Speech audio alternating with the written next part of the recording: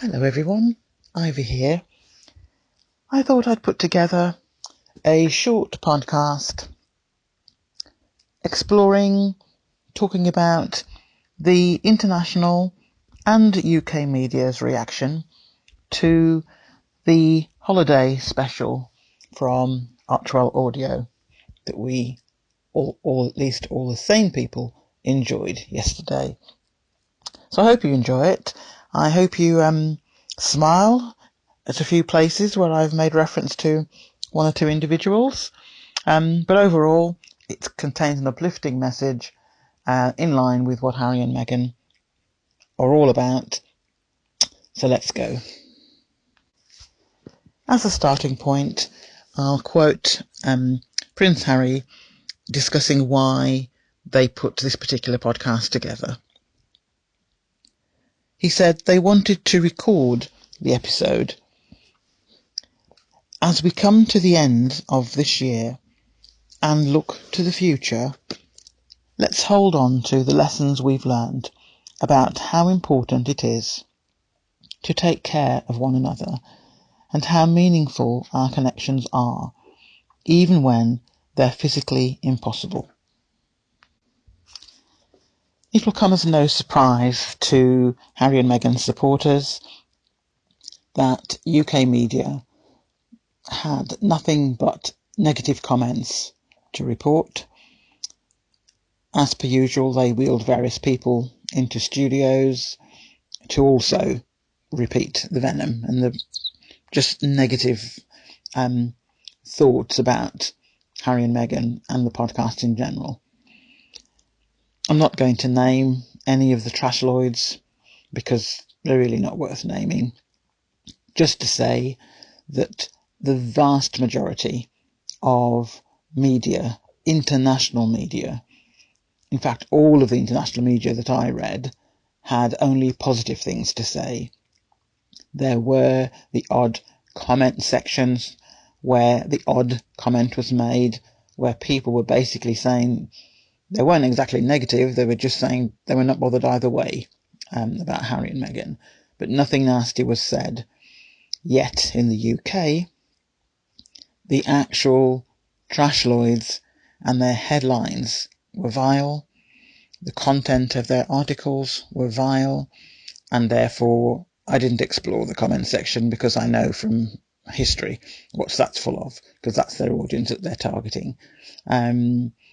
And I just thought, what an indictment on the UK yet again.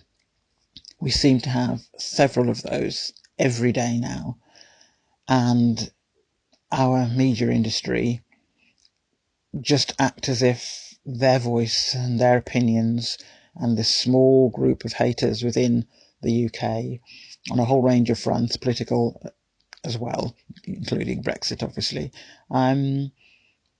that their views matter and that the whole of the world around them is wrong.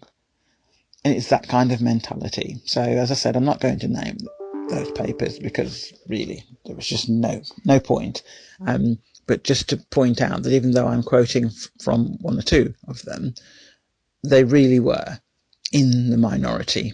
And I mean minuscule sort of percentage-wise from the ones that I saw.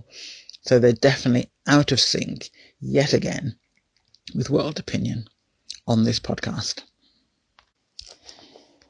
One of those trashloids, which likes to think of itself as some kind of quality publication in comparison to one or two of the others, the headline, so you can imagine what the article was like, the headline said, "Off to a rocky start.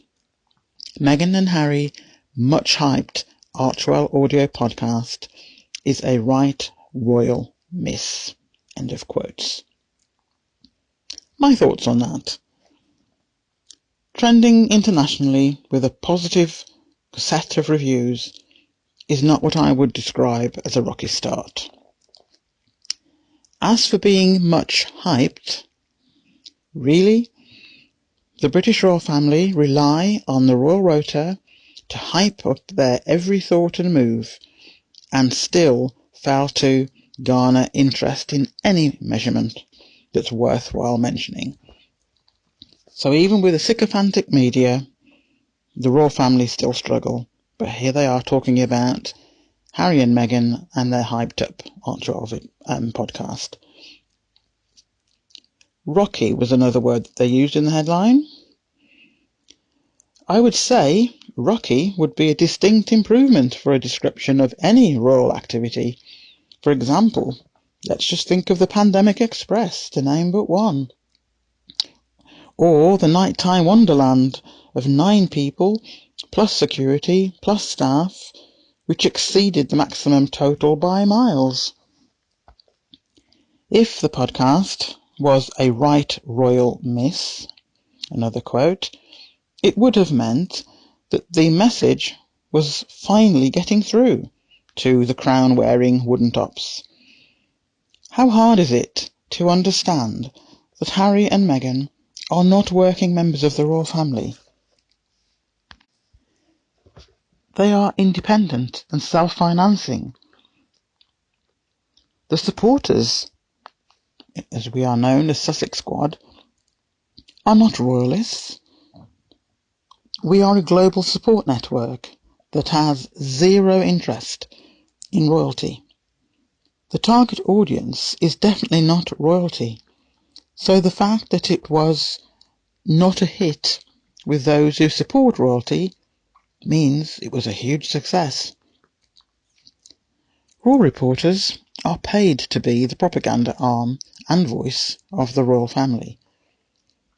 Why then are all of their headlines for the last 4 years, and in particular since April 2020, focused on what Harry and Meghan are doing and what they earn? They all obviously listened to the podcast and then set out immediately to denigrate it. They're all sick in the head. Royal reporters and royalists take time out of their days to read and listen to anything that Harry and Meghan are involved in. What does that make sense on any theory or logic? Where? Royal reporters are paid to write about the British royal family, but have continued to hound and harass Harry and Meghan and supporters. Royal reporters complain about burner accounts on social media platforms, yet all of them have burner accounts and use them to display the most vile and gutter-like behaviour towards other social media accounts. And they return to their official accounts to complain about the responses received and on occasion switch off comments. They can dish it out but cannot take it. Copying their masters, I would say, who recently have the same tendency to switch off comments on royal social media accounts when it gets too hot in the kitchen. Anyone who can find fault with people expressing their thoughts on 2020 and the impact of the pandemic on life, and who were asked for their thoughts for 2021, needs to sit back and question their own mindset. People from various walks of life and nations talking about the positives and hopes for the future is an uplifting message. To write such negative things about this production just reflects on UK media and no one else. One criticism from one of the visuals wheeled out from that mausoleum that they clearly all occupy the rest of the year complained that the podcast did not focus on Harry and Meghan. We all know what would have been written if that had been the case. Internationally, the media publications have been very supportive and welcoming.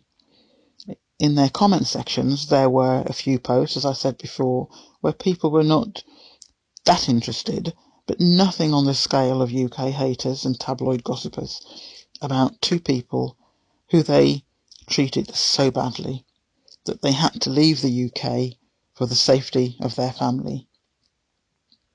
A couple that is no longer funded by the UK taxpayers. There is zero justification for any UK tabloid, Royal Reporter, to be following and writing articles on this couple.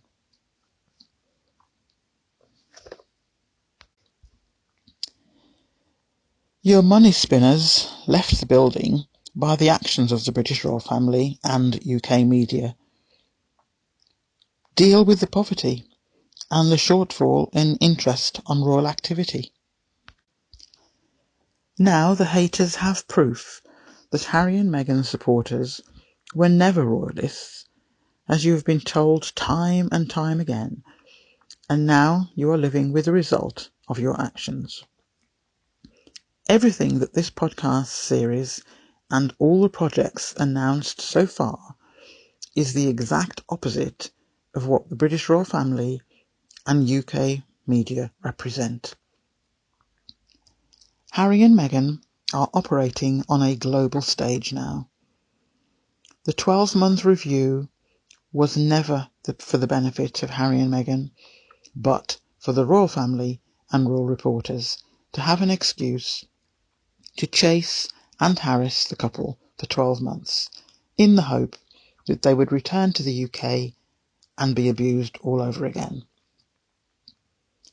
The idea of extending this review is beyond comical.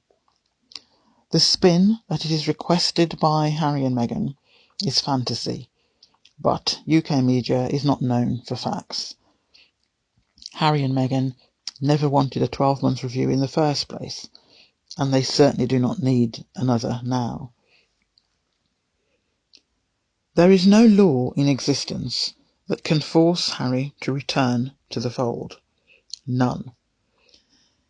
If the British royal family go down this route with their media pals, it will reinforce my thoughts that I have written about previously, that procreation in the British royal family is purely done to ensure foot soldiers for those high in the line of succession. The idea that they can never leave is nonsense. Children born into a duty that they had no say in, and treated like slaves in an opulent setting. The actions of the British royal family and its links with media is very similar to a cult. Compare the actions of cult members when they wish to leave, and the tactics used by the cult leaders and their propaganda arms. It is well overdue for a deep dive into the production line of children into the monarchy, which is a major breach in basic human rights, particularly if they want to leave. So, to return to sanity and kindness and extricate ourselves from the quagmire of hatred that the aforementioned groups occupy daily, this podcast was a huge success.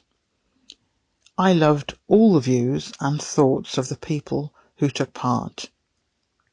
Many I know of, and others I will research in the near future.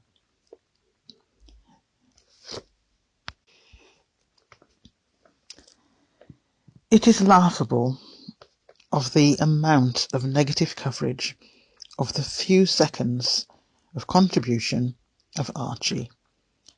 Took up so much of the small minds of UK media and the haters. A baby that UK media did not want to see born. A baby that they ridiculed when they were prevented from monetising. A baby where photos of Archie had been tampered with and used in tabloids, knowing that it was not the original photo. This year, Harry and Meghan ensured that the Christmas image could not be amended, and royal reporters are angry. And once again, royal reporters may soon need assistance from UNICEF to feed their own families. Yeah, Britain is really, in inverted commas, great. Why does any hater need to see a photo of Archie? All of them will find fault with it anyway. So Harry and Meghan are being good parents and protecting their son from the vitriol. Why there is such interest in the child of the sixth in line is debatable. What about the rest of the British royal family that UK taxpayers fund? When looking through social media feeds yesterday and this morning, it was just so lovely to see some of the comments that people were posting. There were so many, but I just wanted to quote a few because they were heartwarming. So here we go. I'm so happy that Archie is growing up in America. No archaic standards, no gaslighting, no backstabbing, just pure love and happiness. Another. I loved this podcast. It beat all my expectations by 1,000 miles. Another. Mention of the British royal family are hawking milk, books, gin, wool scarves, cookbooks, self-help books, useless novels, and pocketing the money, all the while still being funded by taxpayers. But Harry and Meghan making their own money is the cross you want to die on. Another one. Now that is a child who feels safe in his environment and is filled with joy. He will never be stalked or monetised or dehumanised by corrupt British media. He will never be required to extinguish his light to maintain a backstabbing monarchy. Way to go. Another one. Yo, the diversity on this audio. I feel warm. It's like eating freshly baked croissants and coffee while sat on my sofa, legs crossed. So beautiful. I absolutely enjoyed listening to Stacey Abrahams. Don't worry, Mama. We're going to make you proud. Georgia is going to be all the way blue. Your work will not be in vain. If hearing Happy New Year from a 19-month-old has got grown-ass people acting the fool, what would have been the reaction if Harry and Meghan had posted a clear picture of Archie for their Christmas card? They would have gone in on him. Shake my head. It is really sickening to see. Another quote related to that, talking about another group of children in the royal family, and this is the following quote. They literally did a scripted interview to promote Sir David's Netflix documentary, and all the critics were silent. But Archie says 4 words in a podcast, and they are all in outrage. Pathetic. And to bring this podcast to a close, I will just refer to those few seconds at the end of the podcast with Harry and Meghan and Archie. So lovely. Prince Harry leads Archie in saying Happy New Year to all Archewell audio listeners. The holiday special featured a plethora of famous guests, including Stacey Abrams, Brené Brown, Elton John, Deepak Chopra, Naomi Osaka, James Corden and Tyler Perry. Prince Harry can be heard saying to Archie, "You can speak into it," presumably gesturing towards the microphone. Meghan can be heard asking, "Archie, is it fun?" Rather adorably, Archie copies his mom by repeating the word fun. Prince Harry then leads Archie, "After me. Ready? Happy?" Harry says to his son, who says, "Happy?" On cue, Meghan and Harry continued by saying new, to which Archie says, "New year," completing the phrase all on his own. Understandably, Meghan and Harry are extremely proud of their son, and Prince Harry even excitedly exclaims, "Boom!"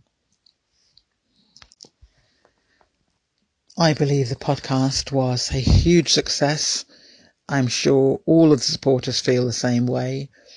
If you only look and read UK media headlines, you may have a different view. I make a point of not reading any of those productions, literary liners as I call them.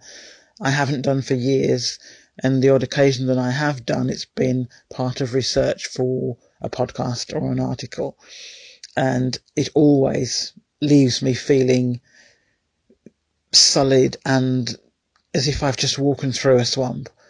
Walked through a swamp. It's just so full of hatred, and the fact that people sit and spend their daily activity and must go home at night thinking of things that they can either research the following day or write about the following day along the same hateful lines, I find quite sad. So whenever I do any kind of deep dive into any of the trashloids, I never come away feeling clean and healthy and positive. It's not a good experience, but it was so heartening to see the sheer volume of international coverage, from newspapers to magazines to radio stations to TV networks, all of which was positive, encouraging. I mean, what was there to dislike? The only people that had anything hateful to say was the country that Harry was born in, the UK. And as I've said before, both publicly on podcasts or articles, and certainly to people, friends of mine that I know, every day I dislike being born and bred in the UK. Every day I see things or hear things or read things that make me worry for the future. Certainly for my age group, I do not want to be in a vulnerable position at a vulnerable age in the UK in the future. And my plans are that it won't be the case. I will not be here for that. Because whatever we see happening at the level of Harry and Meghan, it clearly means that ordinary people in the UK, without those kind of resources, who can't just escape, not that Harry and Meghan have managed to escape properly, but you know what I mean, who can't afford to leave, it's far worse because there is no get out. And now with UK going down the route of self-sufficiency and, leaving Europe and all the things that go with that, which is a separate issue, we've got some difficult times ahead. And so where we have people like Harry and Meghan looking at positives, looking at, the other side of the coin and giving people hope, we all need that. We all need to be thinking of, the positives that can come out of this and the kind of hopes that we have for life moving forward. that is the only way. You can't be in this sort of hateful atmosphere day in, day out, year in, year out. It's just not good. It's not good for one's mental health. It's not good for physical health, ultimately. So I was surprised to hear Archie's voice. I loved it. So cute. But more than anything, as much as I love him dearly, and I don't even know this child, but I actually loved the whole podcast. I love what it stood for. I loved all the contributions by the people that sort of gave their thoughts on, the flip side of what could they look forward to, what could they get out of 2020, and what were they hoping from 2021. Because, as I touched on briefly in the podcast, it has led me to want to know more about some of the things that people said. And as I said, I know all of them. I know of them, and I know some in far more detail. But it has made me sort of make a point of, I need to find out a bit more about that. I want to read about that. I want to research about that. So that in itself, I think, has done a lot for me. And I look forward to 2021 because I have a number of things that I'd like to sort of, aspire to and move towards. And that's what we need to do. We need to be kind to one another and continue doing what the squad knows how to do best. Continue sort of being the voice for Harry and Meghan, questioning the lies and the stories and the fantasy tales that are told by certain groups in the UK. They've never had that kind of fight back before. And I see the squad as being there to be a check and balance in all of this. We keep receipts. They will be history making. We'll have something tangible to put alongside the nonsense and the lies and the hatred that's been published elsewhere in the UK. And seeing the squad mentioned in a number of those social media posts as I was looking for quotes for this, by people outside of the UK. As I said, we all know the squad is a global network, but just so many nationalities quoting Sussex Squad, and you could see and feel the pride. We've come a long way, and we're not going away. And I know that there is so much more to come from Harry and Meghan, which means there'll be so much more to come from the squad. So, if I don't have the chance to speak to you again, sort of in a podcast for the rest of this year, Happy New Year, and I'll see you all in 2021. Bye.